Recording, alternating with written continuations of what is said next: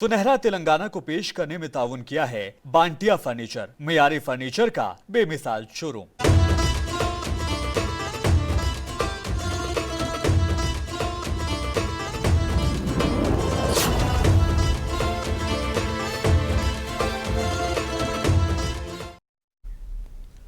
आदाब, सुनहरे तेलंगाना में आपका इस्तकबाल है। मैं हूं आपके साथ सैयद अनवारुल्लाह गौरी। आगे बढ़ने से पहले नजर डालेंगे हेडलाइंस पर।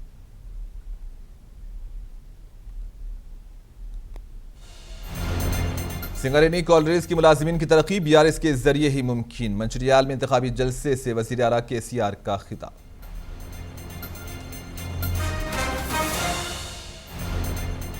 बीजेपी तेलंगाना में इख्तिदार पर आएगी तो बीआरएस की बदउनवानियों की तहकीकात करवाएगी। मरकजी वज़ीर दाखिला अमित शाह का आरमूर में इंतखाबी रैली से खिताब।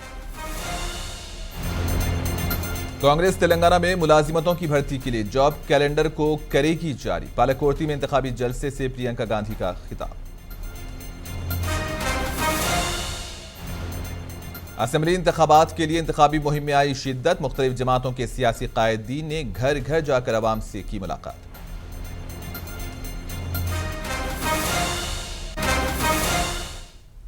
तेलंगाना के वजीर आला केसीआर ने मंचरियाल में बीआरएस पार्टी के जलसे से खिताब करते हुए कांग्रेस पार्टी पर जमकर तनकीद की। कहा कि कांग्रेस पार्टी ही थी जिसने सिंगारेनी में डिपेंडेंट मुलाजिमतों को नुकसान पहुंचाया और बीआरएस के इख्तिदार पर आने के बाद इन मुलाजिमतों को बहाल किया गया। वजीर आला केसीआर ने कहा कि तेलंगाना हुकूमत सिंगारेनी मुलाजिमीन की फलाह और बहबूद व तरक्की के लिए कई एक इक़दाम कर रही है। इंतखाबात में मंचरियाल से दिवाकर राव को वोट देकर इन्होंने कामयाब बनाने की अवाम से अपील की। సింగరేణి నిజాం కాలంలో 134 ఏళ్ల కింద స్టార్ట్ అయిన కంపెనీ సింగరేణి మీ అందరికి తెలుసు। 100% మన రాష్ట్రం కంపెనీ అది। ఈ కాంగ్రెస్ దద్దమ్మలు రాజ్యం వెళ్ళినప్పుడు వాళ్ళ చేతగాక కేంద్ర ప్రభుత్వం దగ్గర అప్పులు తెచ్చి 49% వాటా సింగరేణిలో పుట్టించారు కేంద్రానికి, అప్పు తిరిగి కట్టక చేతగాక। అందువల్ల వాళ్ళకు 49% వాటా వచ్చింది। ఇలా యజమాని మనమే 50తో మన పుణ్యం 51 ఉంచింది, ఆయనతో 51 పోతే ఒడిచేపోతుండే। మొత్తం కాంగ్రెస్ పార్టీ సంబంధించిన యూనియన్ వాళ్ళు, సిపిఐ సంబంధించిన యూనియన్ వాళ్ళు, అన్ని యూనియన్లు కూడవలుకొని డిపెండెంట్ ఉద్యోగాలకు మంగళం పాడింది। మీ అందరికి తెలుసా విషయం? దాన్ని ఉడగొట్టింది ఎవరు? ఈ పార్టీ యూనియన్లు ఐటకు ఇంటకు అని తిరుగుతారు కదా, వాళ్ళే ఉడగొట్టారు। మళ్ళీ బీఆర్ఎస్ గవర్నమెంట్ వచ్చిన తర్వాత డిపెండెంట్ ఉద్యోగాలు పునరుద్ధరించుకున్నాం। 15,000 మందికి ఉద్యోగాలు ఇచ్చుకున్నాం। ఈ విధంగా మనం ఎవరైనా ఉద్యోగం తీసుకోకపోతే వాళ్ళకి 25 లక్షల రూపాయలు ఇస్తా ఉన్నాం। సింగరేణి కార్మికులు ఇల్లు। मरकजी वज़ीर दाखिला अमित शाह ने तेलंगाना के आमूर में बीजेपी के इंतखाबी जलसे से खिताब करते हुए तेलंगाना में बीजेपी के इख्तिदार पर आने के साथ ही बीआरएस के दौरे हुकूमत में पेश आई बदउनवानियों की तहकीकात करवाने की बात कही और वज़ीर आला केसीआर को जेल भेजने का दावा भी किया। अमित शाह ने कहा कि गुज़िश्ता 10 सालों के दौरान बीआरएस हुकूमत के दौर में बदउनवानी का राज रहा। इन्होंने इंतखाबात में बीजेपी को वोट देते हुए कामयाब बनाने की अपील की।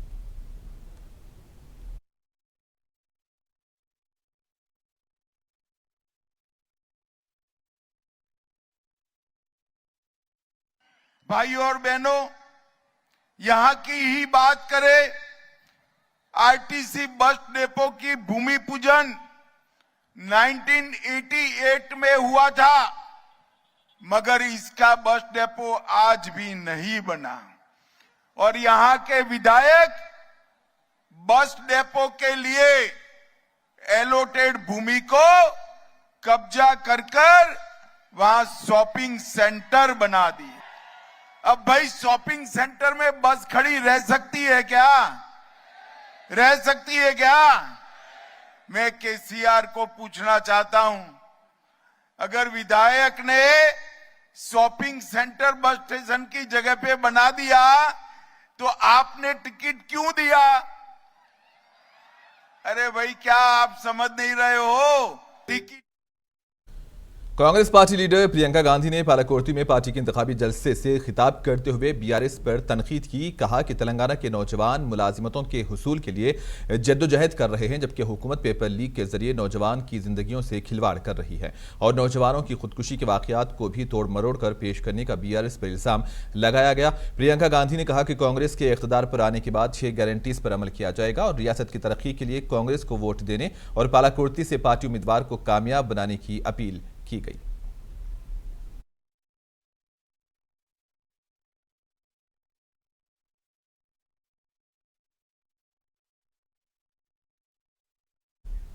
तेलंगाना का युवा क्या उम्मीद रख सकता है? मेहनत करने के बावजूद रोजगार नहीं मिलता, पेपर देने के बावजूद रोजगार नहीं मिलता, पेपर लीक हो जाते हैं, उसमें करप्शन होता है, भ्रष्टाचार होता है। तो आगे की उम्मीद क्या रख सकते हैं? आशा क्या हो सकती है नौजवान की? आपके प्रदेश में जो सरकार है वो आपके भविष्य को खारिज करती है। उसके साथ साथ जब इस तरह के हादसे होते हैं और जब दुख की वजह से एक लड़की आत्महत्या करती है तो उसकी जिंदगी भी खारिज करने की बात करते हैं। युवा देश को बनाता है। आप ही की ऊर्जा देखो, आप इधर आए हो, आप में कितनी ऊर्जा है। आप सुनना चाहते हो कि क्या कह रहे हैं हम। आपकी जो ऊर्जा है वही इस देश को बनाती है, इस देश को मजबूत करती है। कांग्रेस की जहां जहां सरकारें हैं वहां हमने रोजगार दिलवाने की पूरी कोशिश की है। राजस्थान में 2 लाख से ज्यादा रोजगार दिलवाए हैं और छत्तीसगढ़ में ग्रामीण रोजगार को बढ़ाया है। यहाँ तेलंगाना के लिए हमारी एक योजना है, एक विजन है कि किस तरह से हम तेलंगाना प्रदेश के युवाओं को मजबूत बना सकते हैं। आपको अपने पैरों पे खड़े जुबली हिल्स कांग्रेस पार्टी के उम्मीदवार वो साबिक क्रिकेटर मोहम्मद अजहरुद्दीन ने मुनसिफ टीवी से बात करते हुए बीआरएस पर तनकीद की। इन्होंने बीआरएस के दौरे हुकूमत में वक्फ जायदादों को नुकसान पहुंचने का इल्जाम लगाया और कहा कि कांग्रेस पार्टी रियासत में इख्तिदार पर आएगी तो वक्फ जायदादों का तहफ़्फ़ुज़ किया जाएगा और वक्फ जायदादों के तहफ़्फ़ुज़ के लिए वक्फ बोर्ड को जुडिशियल इख्तियारात भी दिए जाएंगे।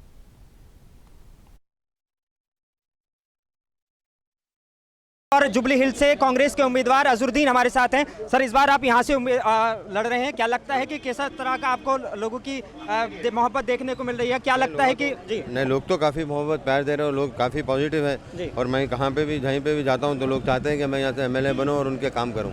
आप मुरादाबाद से भी एमपी रह चुके हैं, इस बार यहाँ से एमएलए लड़ने का आपको मौका मिल रहा है। क्या लगता है कि कांग्रेस जो है वो पूरे तेलंगाना में कामयाब हो जाएगी? नहीं, बिल्कुल इंश्योर कामयाबी के लिए कोई भी लड़ता है और या खेलता है या कुछ भी करता है तो अपनी पढ़ाई भी करता है तो कामयाबी के लिए ही करता है। तो हम भी कामयाबी के लिए ही कर रहे हैं और इंशाल्लाह अभी पब्लिक को पता चल गया है कि बीआरएस गवर्नमेंट के जो स्कीम है उनके पूरे स्कीम फेल हो चुके हैं। हमें बड़े से बड़े छोटे से छोटे स्कीम फेल हो चुके हैं और वो चाह रहे हैं कि कांग्रेस आए, यहाँ पे कांग्रेस आके डेवलपमेंट करे, क्योंकि कांग्रेस यही पार्टी ने इनको तेलंगाना दिया। फिर तेलंगाना इन्होंने गोल्डन तेलंगाना बोले, बंगारू तेलंगाना बोले, आज जाके कौन सा तेलंगाना हो मुझे मालूम नहीं। बड़ी बात होती थी 4% का जो रिजर्वेशन था मुसलमानों को या इनको दिया था माइनॉरिटी को, 12% का रिजर्वेशन का दावा बीआरएस ने किया लेकिन वो फेल रहा। क्या लगता है कि अगर कांग्रेस सरकार बनती है तो आप वो दावा फुलफिल? 12% कोई भी दे ही नहीं सकता जी, एकदम झूठा वादा है। खाली वोट लेने का वादा था और लोगों को गुमराह करने का वादा था। आज 10 साल हो गए, लोगों को अभी भी गुमराह कर रहे हैं। बट इंशाल्लाह इस साल में आज के दिन और 30 तारीख के दिन लोग गुमराह नहीं होंगे और एक तरफा वोट कांग्रेस को मिलेगा। एमआईएम ने आपके खिलाफ इस बार उम्मीदवार है, कभी जुबली हिल्स से वो उम्मीदवार नहीं उतारते थे। क्या लगता है कि आप उस बीच में वो वोट काटने में कामयाब होंगे या उन वोटों को भी आप हासिल करेंगे? वही काम करते हैं। उनको इंशाल्लाह लोग को पता चल गया है, लोग वो एक्सपोज हो चुके हैं तो लोग चाह रहे हैं कि वो भी उनकी तरफ के लोग भी चाहेंगे 100% मुझे वोट करेंगे, क्योंकि उनको पता है कि अभी ऐसा करने से अभी एक तरह से कहते हैं कि हम माइनॉरिटीज़ की मुसलमानों की नुमाइंदगी कर रहे हैं। बट लेकिन यहाँ पे ऐसा कोई हो रहा नहीं। बट वहाँ पे भी हमको वोट मिलेंगे, ज़रूर मिलेंगे। और देखिए जब हर पार्टी को इख्तियार है अपने अपने उम्मीदवार ठहराने का, भले कि उनकी ज़हनियत उतनी है जो जितनी है। आखिरी सवाल मेरा कि जुडिशियल पावर वक्फ बोर्ड को लेकर माइनॉरिटी का एक बड़ी मांग रही है तेलंगाना के में, अगर कांग्रेस की सरकार बनती है क्या वो कामयाब हो पाएंगे? नहीं, बिल्कुल हम जुडिशियल पावर देंगे। जो भी हम हमारे हिसाब से वक्फ बोर्ड के काफ़ी प्रॉपर्टीज़ पे कब्जा किया हो गया और बड़े बड़े बिल्डिंगें बने वहाँ पे, वो उसका भी हम रिव्यू करेंगे इंशाल्लाह। और वक्फ बोर्ड में अभी वक्फ बोर्ड अभी डिजिटलाइज भी नहीं है। अभी भी आप जाएंगे तो लिख के हम लोग लेटर लिख के देंगे, कोई कंप्यूटराइज कुछ नहीं है, तो हम वो सब करेंगे। वक्फ बोर्ड की प्रॉपर्टी जितने भी जो गलत इस्तेमाल किएंगे उसके ऊपर ज़रूर वो गौर करेंगे। राहुल गांधी जब यहाँ आ रहे हैं कालेश्वरम का मुद्दा जरूर उठा रहे हैं, क्या लगता है? बिल्कुल, कालेश्वरम तो अब डूब गया पूरा, 1,20,000 रुपए डूब गए, करोड़ 1,20,000 करोड़ रुपए पूरे डूब गए। आप देखिए अगर प्रोजेक्ट पूरा खराब हो गया और इसके ऊपर 100% आगे चल के कार्रवाई होगी। कितनी सीटें कांग्रेस जीतने में कामयाब हो जाएगी और कितने सीटों से आप यहाँ कितने वोटों से जीतने की उम्मीद कर रहे हैं? ये तो अल्लाह ही बताएगा, उस दिन मैं नहीं बता सकता। कांग्रेस पार्टी के उम्मीदवार मोहम्मद अजहरुद्दीन इस बार यहाँ से जुबली हिल्स सीट से अपनी जीत का दावा कर रहे हैं और उन्हें लगता है कि अगर कांग्रेस यहाँ पर आती है तो जुडिशियल पावर का जो मुद्दा है वक्फ बोर्ड के लिए वो भी वो देने में कामयाब हो जाएंगे। मुंसिफ टीवी के लिए मोनिस अनवर, हैदराबाद। कारवान के मजलिसी उम्मीदवार कौसर मोहिउद्दीन ने मुंसिफ टीवी से बात करते हुए कहा कि मजलिस असम्बली इंतखाबात में 9 नशिस्तों पर कामयाबी हासिल करेगी। इन्होंने मजीद कहा कि 2018 में कारवान असम्बली हलके से मजलिस को जो अक्सरियत हासिल हुई थी और इंतखाबात में मजलिस को इससे भी ज़्यादा अक्सरियत हासिल होगी। कारवान असेंबली से इस बार AIMM के कैंडिडेट और पिछली बार से पूर्व विधायक हमारे साथ मौजूद हैं कौसर मोहिउद्दीन साहब। वो एक बार फिर से चुनाव मैदान में उतारा है उनको और भरोसा जताया है AIMM के सदर असदुद्दीन ओवैसी ने। क्या लगता है कि इस बार फिर से आप पर भरोसा जताया है? आप कितने वोटों से इस बार जीतने की कम से कम उम्मीद कर रहे हैं? इंशाल्लाह 2018 से ज़्यादा वोटों से इंशाल्लाह हल्के कारवान की आवाम मुझ पे, मेरी जमात के सदर मुतमद्दिन पे, कॉरपोरेटर्स पे भरोसा करी। इंशाल्लाह इस बार 18 से ज़्यादा लागत से जीतेंगे इंशाल्लाह। अब हमेशा 7 सीटों पर उतरते थे हैदराबाद के, इस बार 9 सीटों पर उतारा है। क्या लगता है कि 7 सीटें तो आपका गढ़ माना जाता है, वो 9 सीटें भी इस बार जीतने में कामयाब रहेंगी? इंशाल्लाह 9 के 9 भी जीतेंगे इंशाल्लाह। अजहरुद्दीन साहब जो हैं वो इस बार उम्मीदवार हैं एक उसी सीट से जिससे उतारा है आप लोगों ने। क्या लगता है कि अजहरुद्दीन को हराकर और जो BRS के साथ आपकी फ्रेंडली फाइट है वहाँ पर भी जीतने में कामयाब होंगे? अजहरुद्दीन के ताल्लुक़ से सदर मोहतरम जनाब नक़ीब मिल्लत बैरिस्टर असद साहब ने तफसीलात बताए जलसों में, और जनाब हबीब मिल्लत अकबरुद्दीन साहब भी उस उम्मीदवार के ताल्लुक़ से तफसीलात बताएं। मैं यही कहना चाहता हूँ कि मेरे कारवान के वोटर से गुजारिश करता हूँ, अपील करता हूँ कि 30 तारीख़ के दिन अपने अपने घरों से निकल कर फजर की नमाज़ अदा कर कर अपने पोलिंग बूथ पर जाए। अपनी जमात का निशान पतंग है, पतंग के निशान पर वोट डालकर मजलिस के उम्मीदवार को कामयाब कराए। आपके अड़ोस पड़ोस को, आपके अहले ख़ानदान को, आपके दोस्त साहबाब को, तमाम को बताइए कि अपने पोलिंग बूथ पर जाकर जमात के हक़ में वोट इस्तेमाल करें। कांग्रेस इस बार जीत के दावे कर रही है, आप हमेशा इस बार 10 सालों से BRS के सपोर्ट में है। क्या लगता है कि कांग्रेस वाकई जो ओपिनियन पोल सामने आ रहे हैं वो सही साबित होंगे या AIMM BRS मिलकर उसको पलट देंगे? इस सिलसिले में इस बात के ऊपर आप हमारे प्रेसिडेंट बैरिस्टर असद साहब से बात कर सकते हैं। चलिए, बहुत शुक्रिया। तो कहीं ना कहीं जो कारवान असेंबली से उम्मीदवार हैं वो अपनी जीत को लेकर बहुत ज़्यादा आश्वस्त हैं और कह रहे हैं कि वो कहीं ना कहीं जीतने में कामयाब हो जाएंगे। मुंसिफ टीवी के लिए हैदराबाद से मोनिस अनवर। बरगिया असेंबली में कांग्रेस पार्टी की जानिब से अक़लियतों का एक इजलास मुनक्किद हुआ। इस इजलास में रुकन राज्यसभा इमरान प्रताप गढ़ी, कांग्रेस के उम्मीदवार टी राम मोहन रेड्डी और दीगर ने शिरकत की। इस मौके पर इमरान प्रताप गढ़ी ने बात करते हुए कहा कि वज़ीर आला KCR की तनकीद की। इन्होंने कहा कि जब भी BJP हुकूमत को मरकज़ में वज़ीर आला KCR की ज़रूरत पड़ी, BRS ने आपसी समझौते के जरिए BJP की तायद की और BRS से होशियार रहने अक़लियतों पर जोर दिया।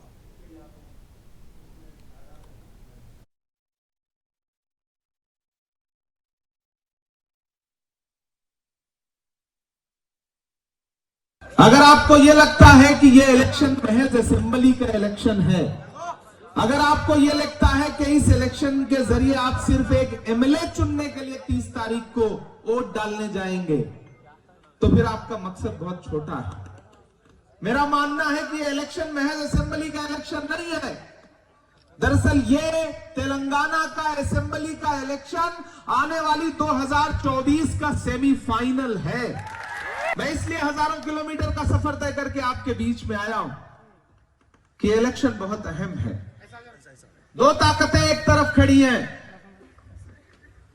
एक तरफ वो लोग खड़े हैं जो ये सोचते हैं कि ये मुल्क या तो डॉक्टर बाबा साहब भीमराव अंबेडकर के बनाए हुए संविधान से चलेगा, मौलाना अबुल कलाम आजाद साहब के उसूलों से चलेगा, पंडित नेहरू की सोच से चलेगा, महात्मा गांधी के विचारों से चलेगा, और एक तरफ वो लोग खड़े हैं जो ये सोचते हैं कि ये मुल्क नाथूराम गोडसे की पिस्तौल से चलेगा। मेदक की रुकने असम्बली वो बीआरएस पार्टी की उम्मीदवार पद्मा देवेंद्र रेड्डी ने शंकरमपेट मंडल के मुख्तलिफ मवाजियात में घर घर जाकर अवाम से मुलाकात की और बीआरएस हुकूमत की जानिब से रूबा अमल लाई जाने वाली तमाम स्कीमात से अवाम को वाकिफ करवाया। कहा कि बीआरएस रियासत में दोबारा इख्तदार पर आने के बाद अवाम से किए तमाम वादों को पूरा करेगी और कांग्रेस के झूठे वादों पर यकीन न करने की अवाम से अपील की। इन्होंने असम्बली इंतखाबात में बीआरएस को वोट देने की भी अवाम से ख्वाहिश की। కట్టెల పొయ్యిలు లేవాయి, కట్టెలు దొరికాయి, సిలిండర్ మీద వంట చేయాలి, 1100 చేసి 2000 పెన్షన్ వస్తే 1100 సిలిండర్కే ఓటే. కొద్దిగా లేచి ఏమైంది, అయిందా అని వంట అయిందా అని అడుగుతారు. వంట చేసి పెట్టేసరికి సిలిండర్ వస్తే ఒడిసిందా మొన్ననే తెస్తే అంటారు. అవునా కాదు, ఇన్ని కష్టాలు ఉన్నాయి. అందుకే సార్ ఏం చేసింది, ఈ మోడీ సార్కు ఆయన ఢిల్లీలో ఉండే సారు ఆయనకు చెప్తే పెంచుకుంటూ పోతున్నాడు. సిలిండర్ పెంచే, డీజిల్ పెంచే, పెట్రోల్ పెంచే, బంగారం పెంచే అన్ని పెంచుకుంటూ పోతున్నాడు. దించవయ్యా ఆయన లెటర్ రాస్తే దించుతలేడు. అందుకే నేనే తగ్గిస్తా అని చెప్పేసి 1100 ఉన్న సిలిండర్ను 700 మనమే కట్టుకుంటాం. కేసీఆర్ సార్ మనమే కట్టి 400కే మీకు ఇస్తాం. డిసెంబర్ నుండి సిలిండర్ 400 రూపాయలకి ఇస్తాం. రేషన్ షాపులలో కూడా సన్న బియ్యం ఇస్తాం. దొడ్డు బియ్యం ఇస్తే అది ఇంతలేమే అమ్ముకుంటున్నాం. సన్న బియ్యం ఇస్తే రేషన్ కార్డు లేని వాళ్ళకి కూడా రేషన్ కార్డు ఇప్పిస్తాం. కట్టెల పొయ్యిలు లేవాయి, కట్టెలు దొరికాయి, సిలిండర్ మీద వంట చేయాలి, 1100 చేసి 2000 పెన్షన్ వస్తే 1100 సిలిండర్కే ఓటే. वरंगल ईस्ट के रुकने असम्बली वो बीआरएस पार्टी के उम्मीदवार एन नरेंद्र ने असम्बली हलके में इंतखाबी मुहिम चलाई। इस मौके पर इन्होंने बीआरएस हुकूमत की जानिब से रूबा अमल लाई जाने वाली स्कीम से अवाम को वाकिफ करवाया और असम्बली हलके की तरक्की व अवाम की फलाह व बहबूद के लिए बीआरएस को वोट देने की अपील की।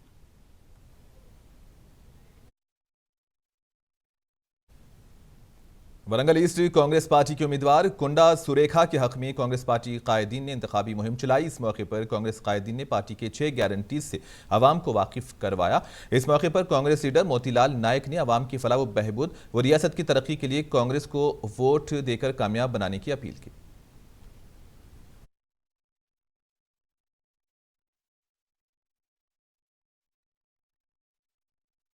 అన్ని రకాల నష్టపోయిన వ్యక్తిని, ఆరోగ్యం కూడా నష్టపోయిన వ్యక్తిని, మా ఉద్యమ నాయకులకు కూడా ఏ రోజు టీఆర్ఎస్ పార్టీ బీఆర్ఎస్ పార్టీ అయింది. ఇప్పుడు పార్టీ గుర్తించలేదు. ఇవాళ నాలాంటి బీటెక్ డిగ్రీ ఎంఏ చదివిన పిల్లలు ఫుడ్ సెంటర్లలో परगी असम्बली हलके की मुख्तलिफ मवाजियात से ताल्लुक़ रखने वाले अक़लियतों ने बीआरएस पार्टी के उम्मीदवार महेश रेड्डी की मौजूदगी में बीआरएस में शमूलियत इख्तियार की। इन्होंने इनका पार्टी में इस्तकबाल किया। इस मौके पर बीआरएस पार्टी के कायदीन महमूद अली, समी पटेल और दीगर भी मौजूद थे।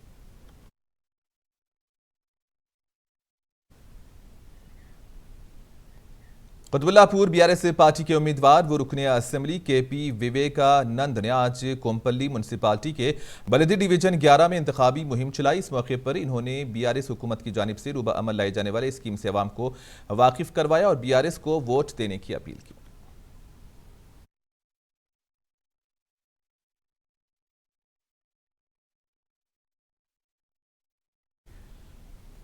जनगांव में सीपीएम पार्टी की जानिब से इंतखाबी जलसे का इनेकाद अमल में लाया गया। इस जलसे में सीपीएम पोलिट ब्यूरो की रुकन सुभासिनी अली और पार्टी के दीगर कायदीन ने शिरकत की। इस मौके पर पोलिट ब्यूरो की रुकन सुभासिनी अली ने बात करते हुए बीआरएस और मरकजी हुकूमत पर जमकर तनकीद की और अवाम की तरक्की के लिए सीपीएम को वोट देते हुए जनगांव से कनका रेड्डी को कामयाब बनाने पर जोर दिया।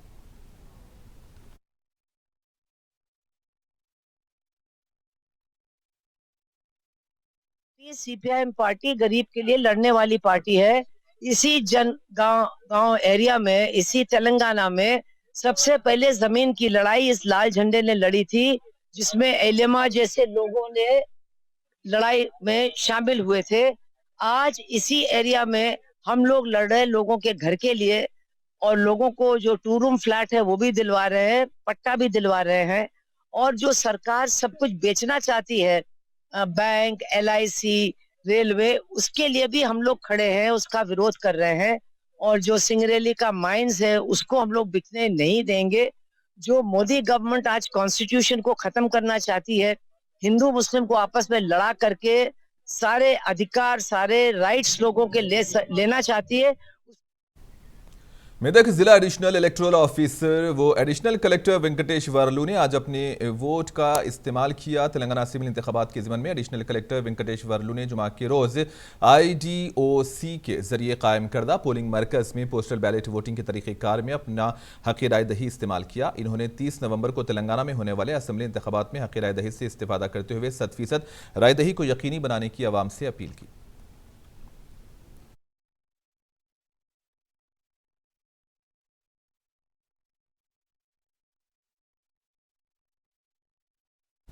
सदर कुल हिंद मजलिस इत्तेहादुल मुस्लिमीन व रुकने पार्लियामेंट हैदराबाद बैरिस्टर असदुद्दीन ओवैसी ने हल्के असम्बली याकूतपुरा के बल्दी डिवीजन कुरमागुड़ा में मजलिसी उम्मीदवार जाफर हुसैन मिराज के हक में इंतखाबी मुहिम चलाई। इस मौके पर बैरिस्टर ओवैसी ने पैदल दौरा करते हुए आवाम से मुलाकात की और मजलिस के हक में वोट देने की अपील की।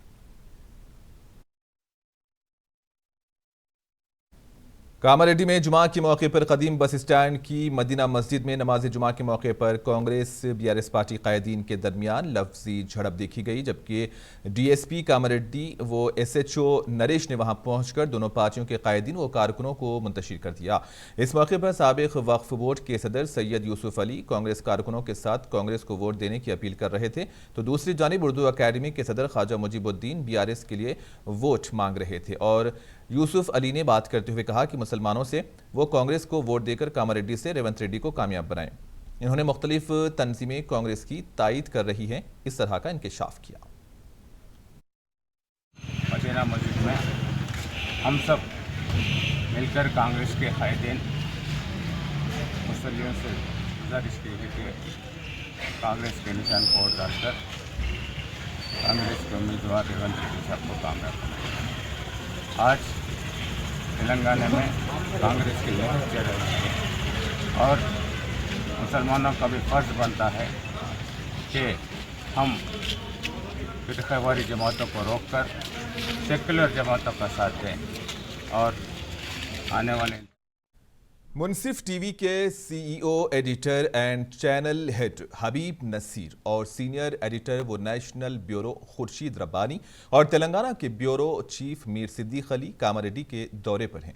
इस दौरे के मौके पर कांग्रेस पार्टी के लीडर व साबिक वजीर मोहम्मद अली शब्बीर की क़यामगाह पर कांग्रेस पार्टी के जिला अक़लियती सदर मोहम्मद सिराजुद्दीन, सैयद मसूद अली उर्फ कदीर, अतीकुर रहमान और मुनसिफ टीवी के नुमाइंदगान एम.ए. माजिद, जुकल के सैफुल्ला, बांसवाड़ा के मोहम्मद खालिक और दीगर ने मुनसिफ टीवी के CEO editor and channel head Habib Naseer और सीनियर एडिटर व नेशनल ब्यूरो खुर्शीद रब्बानी और तेलंगाना के ब्यूरो चीफ मीर सिद्दीक अली की शालपोशी और गुलपोशी करते हुए उन्हें तहनीत पेश की।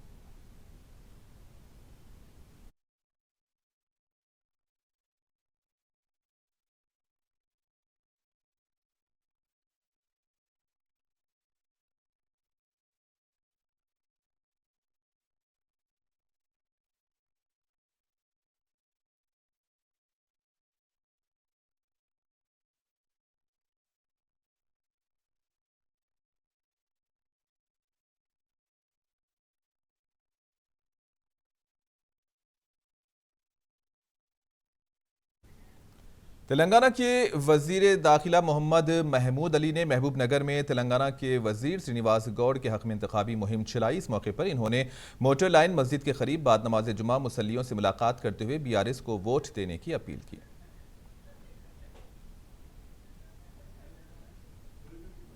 इतनी मेहनत करता है क्या फुर्सत ही नहीं होती कि आपको एक पप्पू ले ले। रात दिन मेहनत लोग बोलते हैं जो है घर पे सब पूछे जो आदमी काम करता ना उसको काम का चुप रहा। आज महबूबनगर देखे तो हैदराबाद के लोग जो है महबूबनगर में बेटी देने के लिए तैयार है। नहीं तो नहीं था पहले, मैं 2001 से आता हूँ, ऐसा महबूबनगर था मैं देख चुका हूँ, क्योंकि बड़े साहब को आप एमपी जीता है, एक नई ताकत देकर तेलंगाना हासिल हुआ है। तो आज मैं मेरे भाई के लिए खासतौर से मेरा छोटा भाई जो बहुत मेहनत करता है, सारे मिनिस्टरों में सबसे ज्यादा मेहनत करने वाला, सबसे ज्यादा काउंसिल्स को डेवलप करने के लिए मेहनत करके ऑफिसर से लगने वाला आदमी क्या।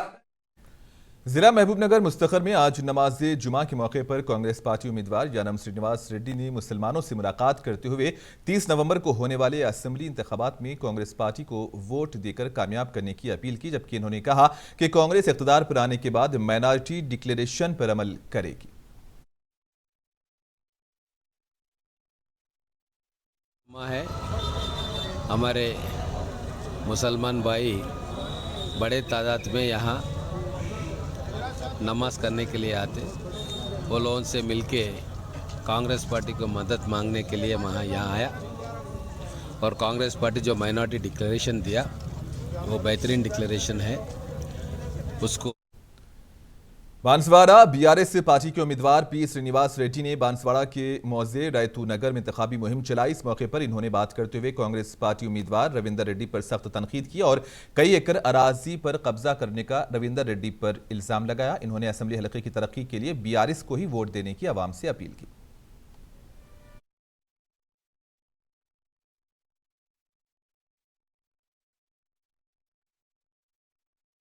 बांसवाड़ा में जमात इस्लामी हिंद ने असेंबली इंतखाबात में बीआरएस की तायद करने का ऐलान किया। सदर जिला कामारेड्डी अहमद अब्दुल अजीम की क़ियादत में जमात के एक वफ्द ने पोचा श्रीनिवास रेड्डी से मुलाकात करते हुए उनको तहनीत पेश की और इन्होंने कहा कि पी श्रीनिवास रेड्डी मुसलमानों के लिए हमदर्दी रखते हैं।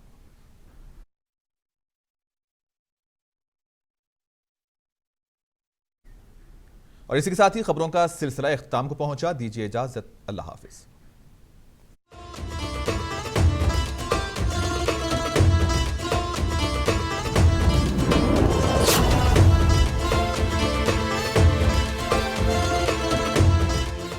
सुनहरा तेलंगाना को पेश करने में ताउन किया है बांटिया फर्नीचर, मियारी फर्नीचर का बेमिसाल शोरूम।